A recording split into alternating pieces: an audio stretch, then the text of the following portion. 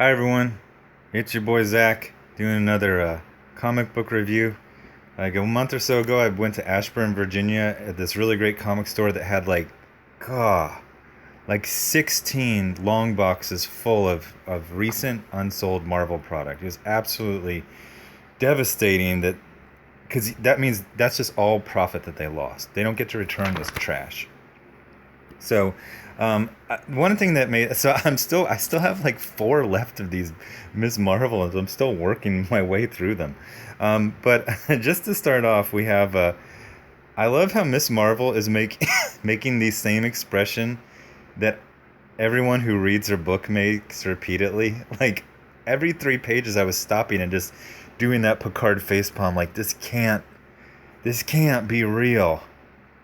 Oh, Jellyfish Sandwich says he's right before he was gonna start John Wick 2. Man, go watch that movie. Come back for this. John Wick 2 is amazing. So anyway, this is in the Civil War event. I think that was last year. And long story short, Miss Marvel is a fascist youth brigade, straight up and down. That's what she is. She kicks doors down. She arrests people without authority. She holds them without trial. She's a villain. 100%. So now they just recount the whole thing. Marvel, they're idiots. For their big Civil War II event, they just ripped off Minority Report, a movie that came out like 10 years ago. There's an Inhuman that can predict the future. So do you go arrest a person before they committed the crime or blah blah? I don't understand why they can't just go kind of like what those B. Clay Moore decided to do, like all those people who are going to stalk me at conventions. You don't have to go arrest someone.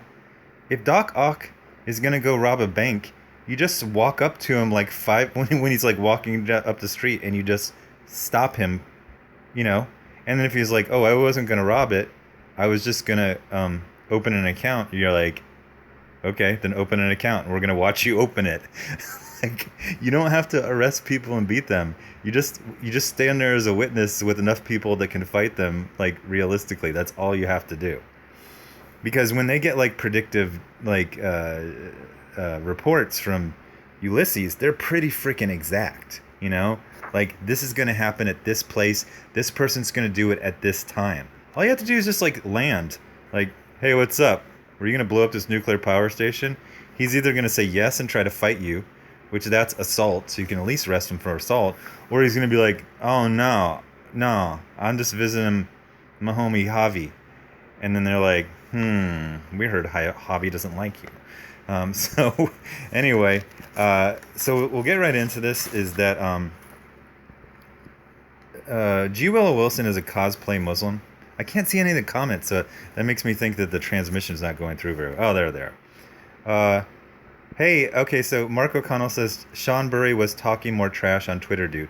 Okay, so I just got a message to my video about Sean Burry, where he's basically like, he keeps doing this thing. It's like, I'm so over you. It's like, I've done like 500 videos and I've never talked about him, so I don't know why he's claiming I'm not, whatever. Anyway, he goes, do you remember this? Do you remember this? Do you remember this? I bet you won't say this.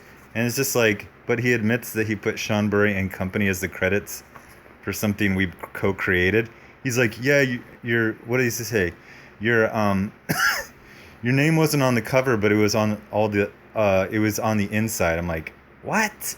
Okay, fine. Then he's like, you won't mention this something. I bet you won't talk about this. And then he was saying it didn't end because of he didn't credit me. It ended because I was abrasive. I actually do remember one person that I was abrasive with, Mike Norton, and I apologized to him in Facebook like 6 years ago. So that's the long and the short of it. And company. Anyone who wants to respond to him, just assign your name and company. Anyway, getting back to this.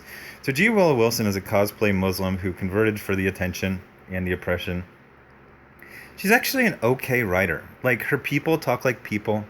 There's generally a good like pace to her stuff, but she's a propagandist, so we're always going to get like first of all, it takes place in this alternate universe that has like way more Muslims than America has ever had. Like I said, I'll be in Manhattan. I'll walk over half of Lower Manhattan a whole day, I won't see one woman in a hijab. I was in Brooklyn yesterday. I think I saw, counting my daughter, maybe 4 people with hijabs in like a Muslim slash Jewish neighborhood. So, but then we get her mom's got a hijab. The other mom's got a hijab. This guy, like, what? And this is like 9 years ago. So okay, fine, whatever. But usually G. Willow Wilson starts her books with some kind of propaganda, a whitewashed version of history that will leave out Muslim atrocities, a weird alternate universe where there's a disproportionately high amount of, and she always has to work in some kind of like honey or rose-colored glasses type of thing. This is the one where it's like they're going in to her first day of second grade, and we find out that Kamala always had this completely obnoxious personality. Like she's screaming, "This is so embarrassing! I want to go home and watch Tween Mutant Samurai Turtle." Okay, G. Willow Wilson. It's not 1985. See, I can appropriate Italian culture with this hand signal for saying things are good and also frustration. It's not 1985. Making funny, or 1987, making weird alternate versions of Teenage Mutant Ninja Turtles is not funny. It's I hate this auntie type of humor that SJWs have. So there's this weird stuff like Kamala wears these bangles from her mom. It's like a gigantic gauntlet of frickin' metal, and she's a spaz who's always spazzing out in this crowded classroom. And so I actually really like the art, but I said I wasn't going to use autism as a like a joke insult, but I am just going to say cosplay autism. There's a lot of like, oh my god, he's so random, he's got this, and oh my god, he dresses like this. Okay, it's not freaking okay. Actually, I'm going to do my whole autism spiel right now. When I was a kid, there were no autistic kids, maybe like one per school, and it would be like a serious case. Mainly what would happen is you would act like a spaz, or you would act immature, and you would get yelled at, or the other kids would make fun of you, or you get beaten up. When you have schools where little kids get into little kid fights, you don't have some spaz kid dressing like, oh my god, I'm like a pterodactyl. You're not in preschool. This type of stuff didn't happen when I was a kid. Spazzing out kids screaming and just like LOL so random. Like, it just used to be like, if you acted like a weeb, you get made fun of and beat up, and then you would act normal. So I have trouble saying, I don't believe there's all these autistic people, because if there were any kind of standard of behavior that they were held to that had like consequences, they would suddenly not be autistic. You know what I mean? I had a Marine, and I mentioned before, in my squad, and he was trash. He was a trash Marine. He was a trash human being. The funny thing is, he would always basically use this excuse, well, I can't help it, I have a temper, I have, blah, blah, blah. But then when it really came down to it, if a colonel was around, he could church it up. He could church it up around higher ranks that could really ruin his life. But around his peers, he would just act like a garbage human being. So I'm not calling autistic people garbage human beings. I'm saying there actually is real autism, but there's also just a lot of just acting like a spaz and then calling it autism. So I think I'm just going to use the word spaz from now on. So it's like, she was a spaz, and then there was like these spaz kids. No, just stop it. So anyway, so then she's look at her. She's like a preschooler, and then the dad's like, what stinks? And then the teacher, who apparently they just met, tells them every single thing. They're like, oh, this kid, he just got taken away from his mom, who's a drug addict, and she had a drug problem. I was like, I don't think you're not supposed to say all that stuff. Just stop. It's time to stop. So then this is like, then they're like, oh, we will pay all of his fees. Oh yes, we'll do it. And then I don't know why they always make Kamala so ugly with this stupid knows. Her mom's pretty cute. Well, what's up? So anyway, so then her like Kamala's such a little shit. So her mom's basically like, you should be nice to people. Don't make fun of that kid because he stinks.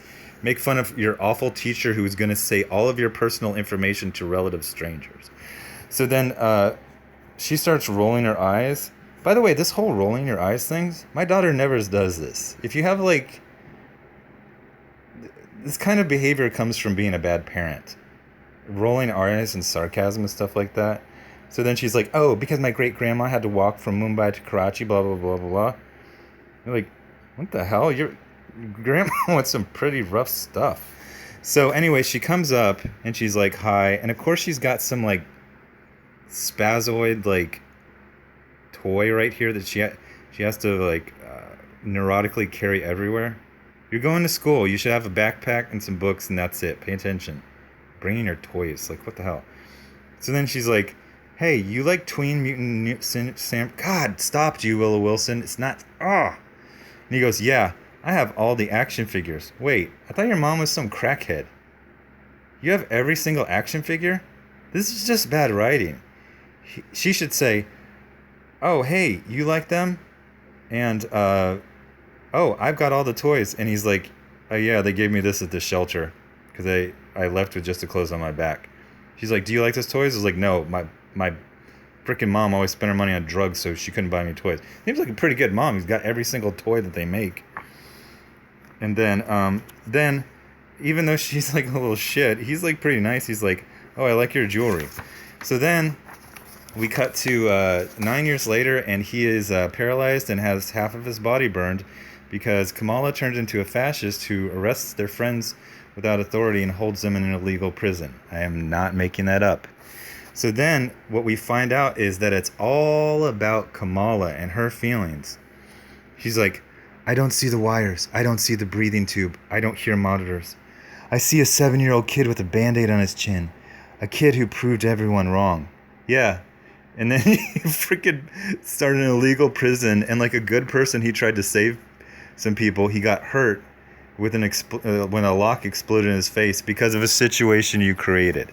So then we get in here, she's in her costume, and then like the ugly nurse. By the way, this is another trope of SJW comics. Constantly drawing women ugly. I think it's because of my body diversity, but I also think it's about because they hate the male gaze, which is men being attracted to women. They don't hate the male gaze. Every gay character is just like, oh, he's hot, he's this, he's that. But you got to make women ugly all the time. So then she's like, are you family? She goes, yeah, I am. And the nurse should be like, oh, okay, we're going to arrest you for domestic abuse then. And then she's like, is he going to? And then listen to this horrific injuries he has. 3rd-degree burns all over his left side. Unconscious since the explosion, some kind of brain trauma. If he lives, he might walk again with physical therapy, but there'll be some lingering paralysis on his left side, and he's lost the use of this hand. Then she starts yelling at the person who is fixing the injuries that she has caused. She's like, but he's left-handed. He makes things. That's his life. If he can't work in the lab, he'll... And then she goes, I can't believe this is happening. You should have said, I can't believe I created this situation. Then she says, all of a sudden it feels like I've been playing pretend. Dressing up as a make-believe superhero and fighting make-believe crime. Now it's real. Very, very real. Yes, exactly. You created a horrible situation in which your human buddy is injured for the rest of his life. So then they go to their illegal prison that got wrecked. The other fascists, by the way, they keep portraying these people as if they're the enemies of Kamala. She's on their team. They're doing this pseudo-Nazi uniform to codify them as villains. She's on their team. She's the leader of this team. There's no separation morally between the two of them. We used to talk, and the drill instructors would say, because we were infantry, they're like, you're the guys who pull the trigger and fire the bullet, but everyone in the military shares morally in what happens. The guy who fed you your food this morning is not like morally separated from what happens on the battlefield. So then in a really, really serious situation, uh, Kamala decides to emphasize the point by transforming to 20 feet for no reason and having big, silly, inflatable hands. Now, I'm looking at the screen right now, so I need people to, what do you call it? I need people to answer a question. When she grows, is this a side effect of her growing? Can she not make her hands normal size? Or can she control that? Could she have proportional hands when she grows?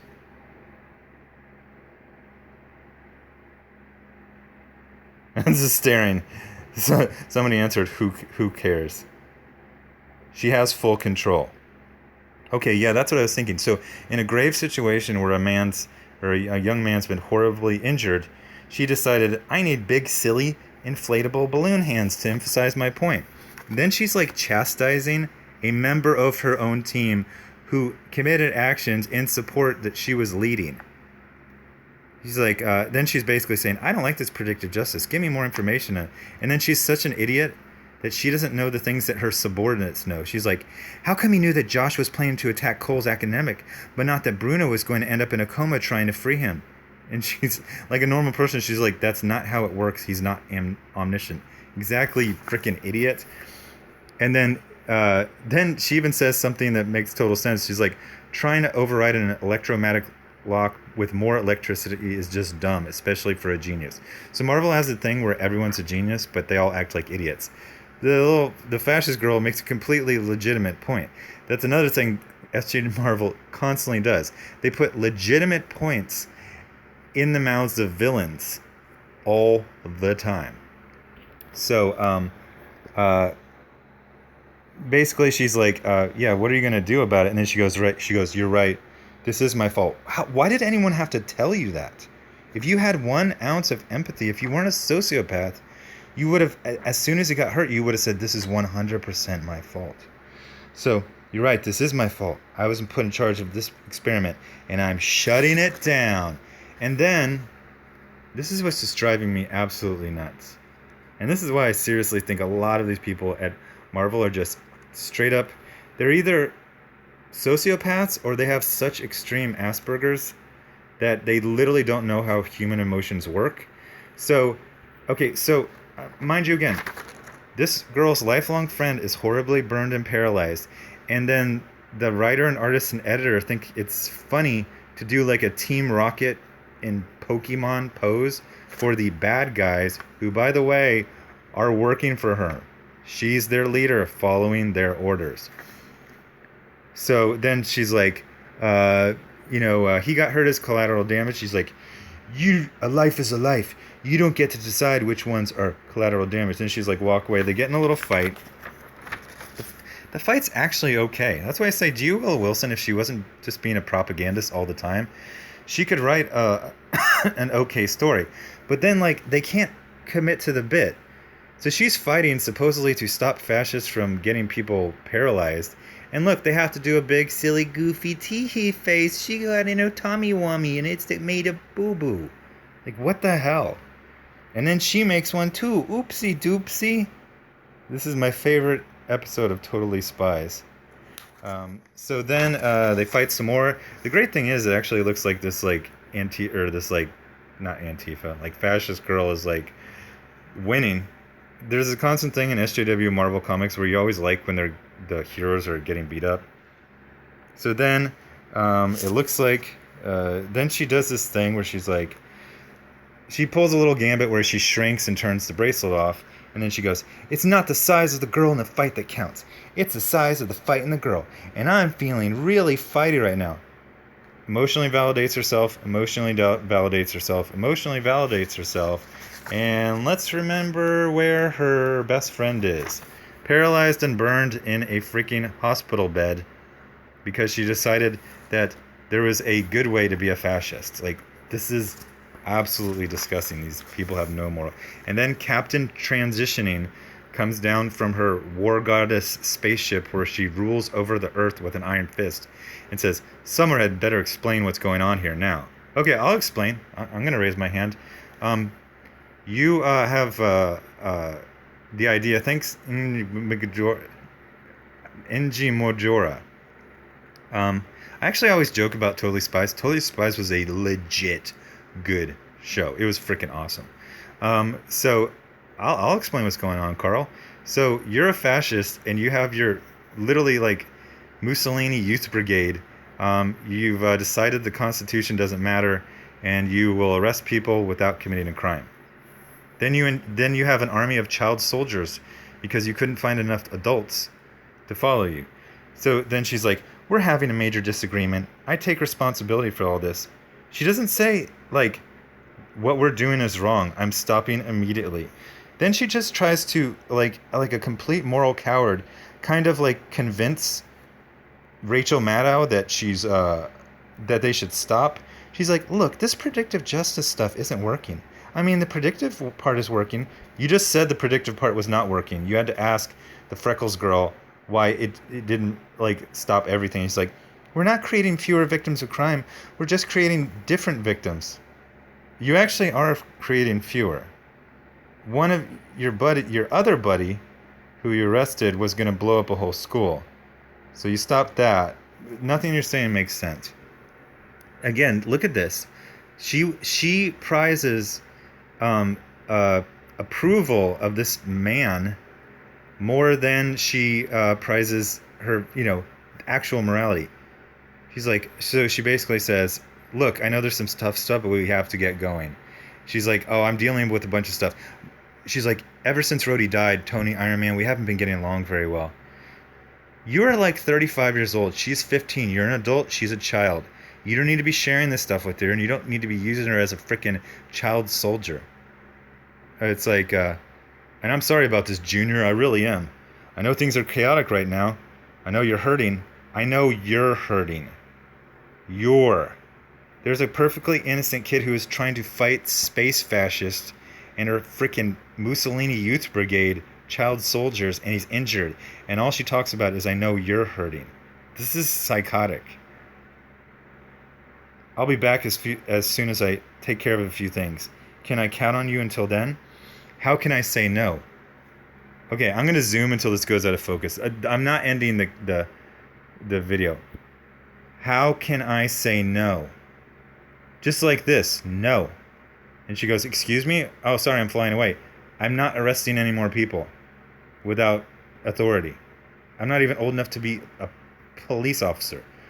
How can I say no? But how can I say yes?" So like a coward, she just doesn't answer at all. You heard the boss, back to work. She's right. It is time to get back to work. And I don't work for basic Becky. By the way, this whole thing about calling white girls Becky it's like a low-key racist thing that Marvel likes doing. It's like calling all Mexicans Jose or calling all black people Taekwondo. It's not that bad, but they keep doing it. So then basically she's like, "Ha ha ha." I like how they have to make... Everyone thinks like freckles on a girl are cute, and they had to make them disgusting. Like, this is, again, on purpose. This is against the male gaze. So then psychotic Kamala is like, "It doesn't take me long to come up with the beginning of a plan." Okay, so she goes and finds a criminal, and then she goes, "I want you to plan a crime." It's like, ha ha ha, get it? She's gonna prove to Captain Marvel that predictive justice has some drawbacks. It's like, instead of this elaborate plan of you going to a criminal and asking him to commit a crime, you could just stop. You could go fight Captain Marvel. You could turn yourself into the police. You could do so many things. Then she's back at the hospital. She's like, "I just decided I'm not going to sleep." Then look at this. Again, the psychoticness of this complete sociopath and evil villain. This guy burned and paralyzed because of her. "My whole life is a sweater unraveling. If I can just pay attention long enough to catch the thread, maybe I can stop it and put everything back the way it is." It's all about her. It's all about you, girl. It's your world. We're just living in it. So then she goes and says hi to the grandma of the kid that she got paralyzed and burned. And then he's like, "Bruno, it's me. You got to wake up. Everyone's freaking out." Well, they're understandably freaking out. There is now a superpowered Mussolini Youth Brigade in their town arresting people without authority and holding them in an illegal prison. Now good people like this Bruno kid are trying to stop them, and he's getting horribly injured. And this psychopath does not quit or stop being a fascist. She just decides to do some like weird fourth dimensional chess move instead of having any moral courage and telling Captain Marvel, no, absolutely not. I know things have been weird recently. He is in a coma, burned and paralyzed, and you describe things as getting weird. But I'm fixing it. You're not fixing it. You're a complete coward. You came up with some ridiculous, 4 steps move so you don't have to confront your freaking pseudo sugar daddy. I've taken a lot of people for granted, and it's not okay. What the? And then he starts flatlining. And then this is what it says. It just keeps unraveling. The unraveling is the sweater of her life. Remember, it's all about her. Until all that's left is me holding a pile of string. And me is put in freaking bold because me. God, this is absolutely awful. And like, this isn't a one-off. We've seen her complete lack of character and the lack of character of her is the lack of character of the writer, G. Willow Wilson, of the editor and co-creator, Sana Amanat. These people are so damaged, so immoral, that they cannot understand how a normal human being would be completely put off by this. At all. This is freakish. Oh, and now is she fighting the power after she got one of her friends arrested and one of her friends paralyzed? Kind of stop. Anyway, thanks for watching. Subscribe. Make sure you're still subscribed. Hit the bell for notifications. Thanks to everyone who gives to the super chat and the Patreon. It's funding Crossbones, and it'll fund getting Jawbreakers to colored. What is the fourth one? I always have like a fourth one. I think I just say I'll have more videos up later. Yeah, that's it. Thanks. Bye.